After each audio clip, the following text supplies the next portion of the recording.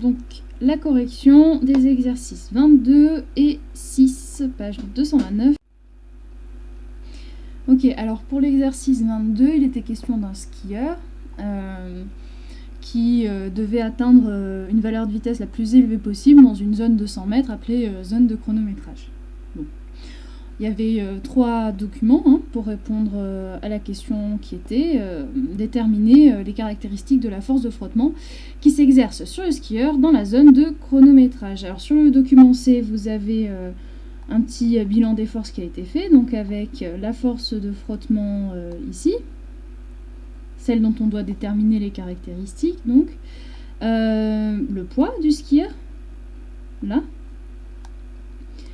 Et enfin, du coup, la réaction du support, c'est-à-dire la réaction de la neige, ce qui fait en fait que le skieur il passe pas à travers la neige, a priori. Il y a certaines caractéristiques de la force de frottement qui sont disponibles juste en lisant les documents, notamment le document C.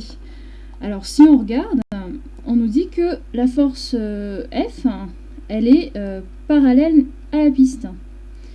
Donc, a priori, ce qui va se passer, c'est qu'on va avoir une direction du coup de la force F qui va être parallèle au mouvement, puisqu'on nous dit qu'elle est parallèle à la piste, la force F. Un sens qui va être opposé au mouvement, parce que les frottements, c'est toujours opposé au mouvement.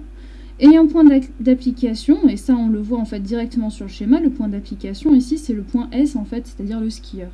La seule information qui va nous manquer ici du coup, ça va être la norme du vecteur F.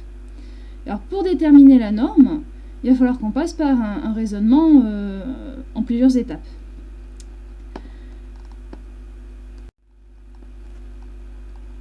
Ok.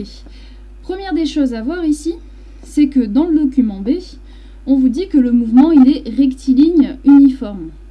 Alors un mouvement rectiligne, je pense que c'est transparent pour tout le monde. Le skieur il va en ligne droite, et alors le mouvement il est uniforme, ça veut bien dire en fait que la vitesse elle ne varie pas sur la zone de chronométrage en tout cas. Donc si la vitesse elle ne varie pas, qu'est-ce qui va arriver au vecteur variation de vitesse? Si la vitesse elle ne varie pas, la variation de vitesse, elle est nulle. Et donc du coup, notre vecteur variation de vitesse, il va être égal à vecteur nul. Il n'y a pas de vecteur variation de vitesse. On ne peut pas le tracer, ça représenterait en fait finalement un point.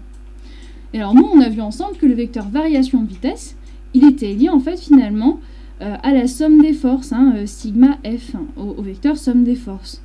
Et donc si le vecteur variation de vitesse est nul, qu'est-ce qu'on peut dire du vecteur somme des forces? Et ça, c'est ce qu'on va voir juste après. Donc nous, on a vu ensemble que somme des forces, c'était égal à m fois la variation de vitesse divisée par le temps. Mais nous, on a vu que variation de vitesse, le vecteur variation de vitesse était égal au vecteur nul. On peut donc en conclure que le vecteur somme des forces, il vaut vecteur nul. Ça veut dire que si on fait la somme de nos 3 forces, c'est-à-dire Rn ici, P et F, si on fait la somme de ces 3 vecteurs, on doit obtenir le vecteur nul. Alors on va regarder un petit peu plus ce que ça nous donne du coup. Donc du coup, ce qui nous arrive, c'est de dire que vecteur F plus vecteur Rn plus vecteur P est égal au vecteur nul. Et donc si on met bout à bout ces 3 vecteurs, on revient au point de départ pour pouvoir faire le vecteur nul. Je rappelle du coup que le vecteur nul, a priori, c'est juste un simple point. Donc juste en dessous ici, vous avez le schéma de la somme des forces, c'est-à-dire qu'on a sommé le vecteur P. Ensuite, au bout du vecteur P, on y a mis le vecteur Rn, ici. Et au bout du vecteur Rn, on a mis le vecteur F. Le tout, du coup, qui nous ramène au début du vecteur P ici. Ça veut dire que somme des forces est égale à ce point-là en rouge ici. Donc, finalement, ce qu'on peut observer, c'est que ça va nous former un triangle. Et puis, autre chose qu'on peut voir, c'est qu'entre le vecteur F et le vecteur Rn, ici, là, on a 90 degrés. Ça veut dire qu'on vient de former un triangle, mais pas n'importe quel triangle, un triangle rectangle. Et alors, nous, on connaît certaines propriétés pour le triangle rectangle. Mais bon, pour pouvoir les exploiter, il faut déjà savoir certaines choses. Donc dans les données, on nous dit que la réaction normale de la piste, elle a une valeur constante, Rn égale à 845 newtons. Ça veut dire que la longueur de ce vecteur, ça vaut 845. Si on prend une échelle 1 cm, par exemple, pour 1 newton. Ok, ça on connaît. Nous, on cherche la longueur de f, puisque la longueur d'un vecteur, ça correspond à sa norme. Et donc, il nous faut quand même pouvoir trouver la norme de P. C'est ce qu'on calcule juste à côté ici. On nous dit donc que, a priori, P, c'est égal à m fois g. Et donc, 90 kg multiplié par, du coup, 10 newtons par kilogramme. Ici, la valeur de G, on a arrondi. Normalement, G, c'est égal à 9,81 newtons par kilo.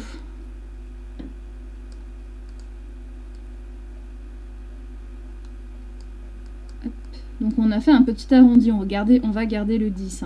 Et donc, ça nous donne, a priori, 900 newtons. On se retrouve donc avec un triangle rectangle, avec un côté égal à 900, un autre côté égal à 845, on va voir un petit peu ce qu'on va pouvoir faire avec tout ça. Donc, d'après Monsieur Pythagore, dans un triangle rectangle, le carré de l'hypoténuse, c'est égal à la somme des carrés des deux autres côtés. Ça veut dire que ici, notre hypoténuse, on est d'accord, c'est P. P, on a dit que ça valait 900. Et Rn, on a dit que ça valait 845. On se retrouve donc avec P au carré, puisqu'on a dit que c'était notre hypoténuse, qui est égal à Rn au carré, plus F au carré. Donc si on bidouille un peu tout ça, ça nous donne F au carré égale à P au carré moins Rn au carré. Pour enlever le carré, on n'a qu'à faire racine carrée. On se retrouve donc avec racine carrée de P au carré moins Rn au carré.